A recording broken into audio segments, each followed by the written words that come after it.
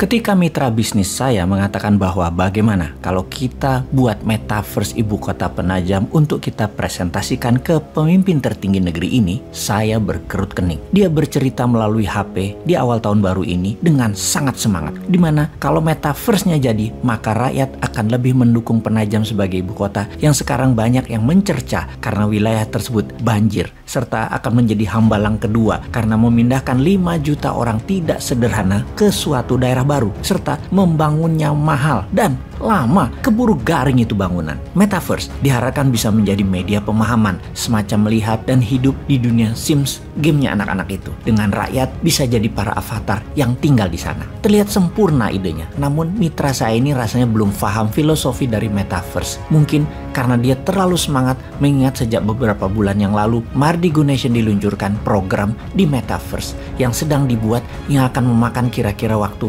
1 tahun pembuatannya. Mardigu Nation itu bukan Mardigu, bukan Bosman World. Mardigu adalah kependekan dari filosofi perjalanan kehidupan yang mana mbah saya berikan kepada saya. Namun jujur belum bisa dijalani dengan benar karena nama adalah doa kan? Jadi yang penting sudah ada niatnya, sudah ada doanya. Mardigu aslinya adalah kependekan dari Margi Dining Gusti. Margi itu jalan, Gusti itu Allah. Arti sederhananya adalah jalan menuju Tuhan atau tarekat. Mardigu Nation adalah negara berjalan menuju Tuhan dan paling gampang mengajarkannya dengan experiencing, yaitu menggunakan metaverse. Dengan istilah lain, Mardigu Nation adalah Mardigu First, Mardigu Universe, dunia berjalan menuju Tuhan. Filosofi dari dunia metaverse adalah membuat dunia nyata yang saat ini kita tinggali, the real world, hanya sebagai tempat hidup, tempat yang sehat atau living space yang sehat. Kita hidup, makan, bekerja, menjadi dunia ini menjadi lebih luas. Namun dua hal yang akan pindah ke metaverse yaitu dunia administrasi, dunia bisnis, seni, art, teknologi, dan perdagangan. Dan yang tertinggal di dunia nyata adalah rumah sakit, kesehatan, kafe, resto, gudang, pertanian, industri. Namun gedung kantor yang administratif akan musnah pindah ke metaverse. Alias kalau metaverse dibawa ke ibu kota yang baru yang 90% adalah kegiatan administrasi, maka semua itu bisa tidak jadi dibangun. Ngapain membangun dengan dana 1.000 triliun dalam 5 tahun ke depan bentuk fisiknya? Mending buat metaverse hanya 2 triliun kali. Pusat pemerintahan negara, pegawai departemen semua kerja dari manapun bisa tinggal dan matanya tinggal dikasih VR, helm ber-TV, alat komunikasi. Administrasi semua pindah ke blockchain. Dan kalau metaverse dijelaskan ke old mind, ya mulai semua kalau kayak gini dijelasinnya. Sekali lagi, metaverse akan menghilangkan gedung kantor, administrasi, dan tempat jualan retail dalam seketika yang memberikan kemudahan untuk hidup ke depannya dari sisi yang lain.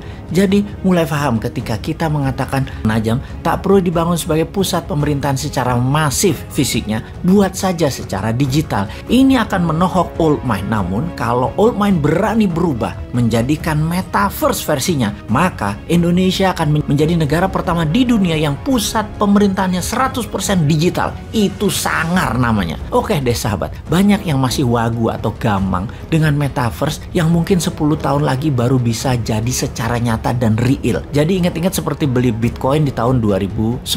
Kalau kamu punya $100 beli di tahun 2010, maka di tahun 2021 kemarin nilai uang kamu adalah $12 juta.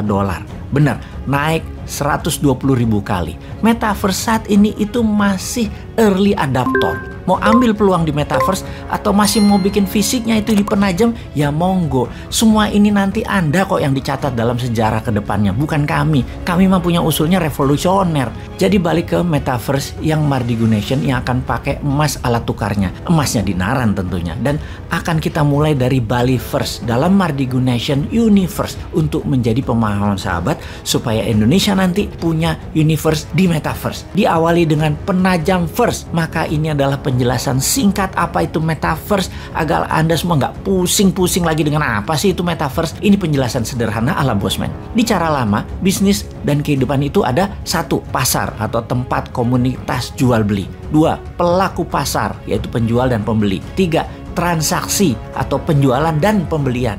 4. Catatan transaksi atau dokumen pembukuan. 5. Alat tukar atau mata uang atau currency. 6. Dagangan, barang yang dijual beli. Jadi kemudian di metaverse bagaimana? Di metaverse itu begini.